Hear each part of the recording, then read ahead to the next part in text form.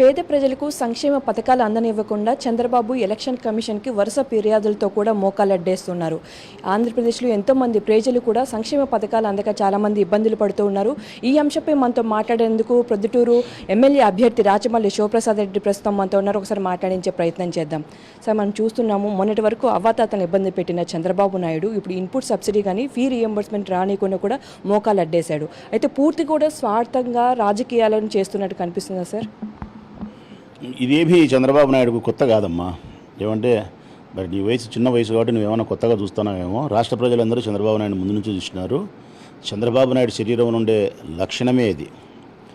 తన ప్రయోజనాలను కాపాడుకునే దానికోసం రాష్ట్రంలో ఏ కుటుంబం యొక్క ప్రయోజనాన్ని సర్వనాశనం చేసేదానికైనా సంసిద్ధం. అత్యంత కఠినమైనటువంటి దుర్మార్గుడు చంద్రబాబు నాయుడు. ఎందుకంటే జగన్మోహన్ రెడ్డి గారు ప్రవేశపెట్టిన సంక్షేమ పథకాలన్నీ కూడా 5 సంవత్సరాల కిందట ఈ ప్రభుత్వం వచ్చిన తర్వాత ప్రారంభించిన పథకాలు.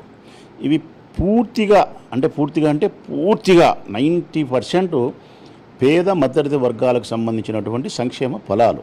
అంటే నిజాయితీగా మాట్లాడాలంటే బువ్వ తినడానికి, చదువుకునేదానికి, చిన్న వ్యాపారం చేసుకునేదానికి, తన మనుషులను కుటుంబ సభ్యులను డబ్బు లేక చనిపోకుండా కాపాడుకునేదానికి ఉపయోగపడే ఫలాలమ్మ ఈ సంక్షేమ ఫలాలు.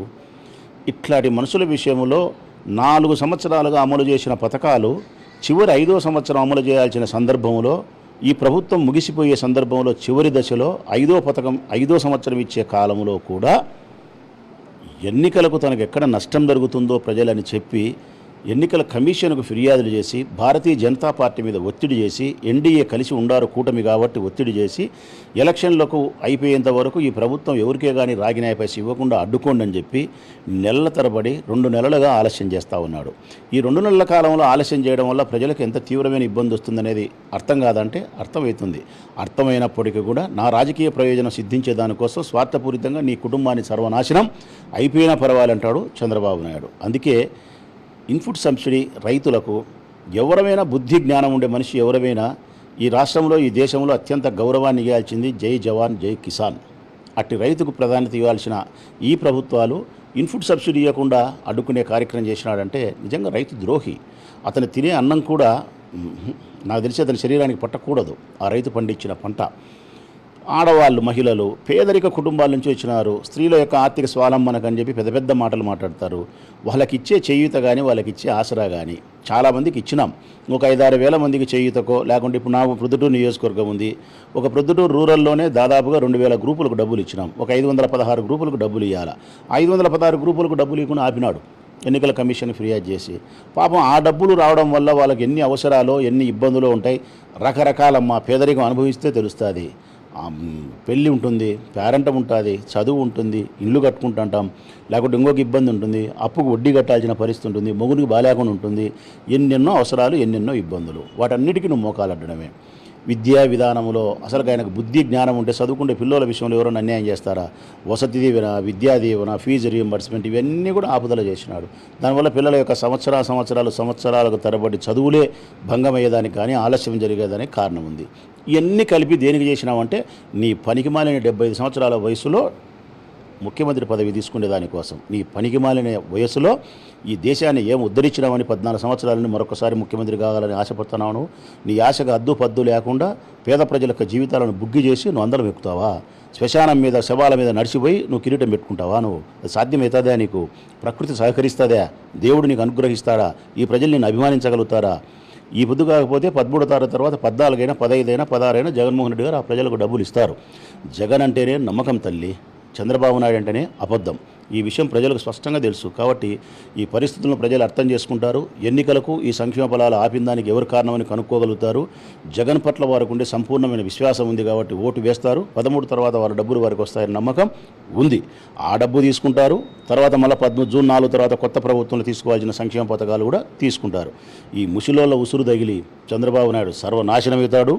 ఈ రైతుల యొక్క ఉసురు కొట్టుకొని ఆ మట్టిలో కలిసిపోయేది మటుకు గ్యారంటీ. స్త్రీలను బాధ పెట్టినాడు కాబట్టి ఆ స్త్రీల యొక్క శాపనార్థాలకు మట్టిలో కొట్టుకొని పోయేది 100% నిజం తల్లి. ఇదే ఎలక్షన్ కమిషన్ ఆంధ్రప్రదేశ్లో ప్రస్తుతం చివరి దశలో ఉన్న వాటికి నిరాకరించింది, కానీ పక్క రాష్ట్రంలో ఉన్న వారికి అనుమతి ఇచ్చింది. అలాగే చంద్రబాబు హయాంలో ఉన్న సమయంలో కూడా ఎలక్షన్ కమిషన్ వారికి ఎవరైతే లబ్ధిదారులు ఉన్నారో వాళ్ళకి అందేందుకు కూడా అనుమతి ఇచ్చింది. ఈసీ ఇప్పుడు పక్షపాతం చూపించడం గల కారణం ఏంటంట సార్? నిజమేనమ్మా, 2014 సంవత్సరంలో డాక్రా రుణాలు మాఫీ అని చెప్పి ఆయన మోసం చేసి చివరి దశకు వచ్చిన తర్వాత వాళ్ళతో ఓటు వేయించుకునే దానికోసం మరొక్కసారి భ్రమకు లోను చేసేదానికోసము ఎలక్షన్ రేపులే ఎల్లుండంటే ఈరోజు 10,000 రూపాయలు పసుపు కుంకుమని ఇచ్చినాడు.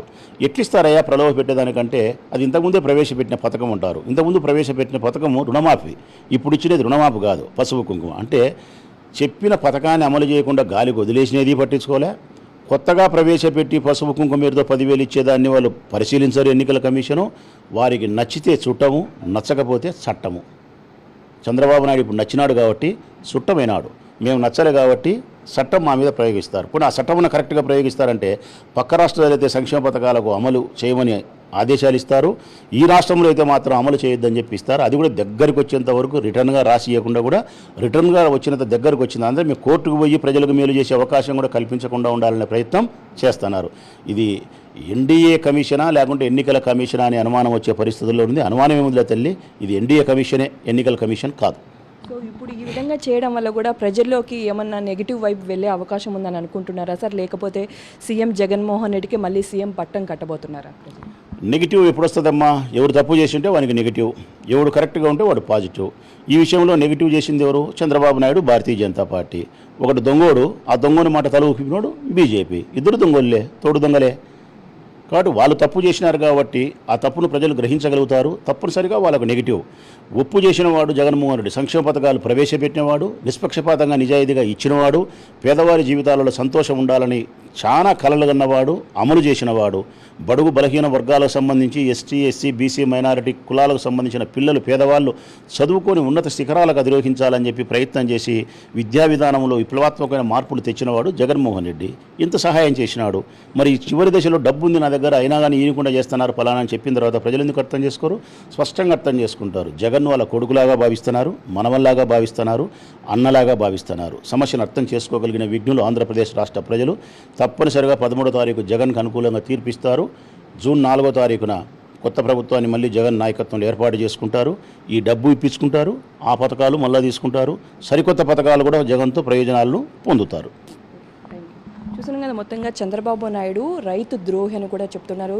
ఎవరు ఏం చేస్తున్నది ప్రజలు ప్రతి ఒక్కటి గ్రహిస్తూ ఉన్నారు. ఖచ్చితంగా వైఎస్ఆర్సీపీనే మరోసారి కూడా ఇక్కడ విజయ కేతను ఎగరవేస్తున్నట్టు కూడా రాచమల్లి శివప్రసాద్ రెడ్డి చెప్తున్నారు. కెమెరా రామతో సుష్మిత, సాక్షి టీవీ, ప్రొద్దుటూరు నియోజకవర్గం నుంచి. మా నమ్మకం నువ్వే జగన్, మా నమ్మకం నువ్వే జగన్, మా నమ్మకం నువ్వే జగన్.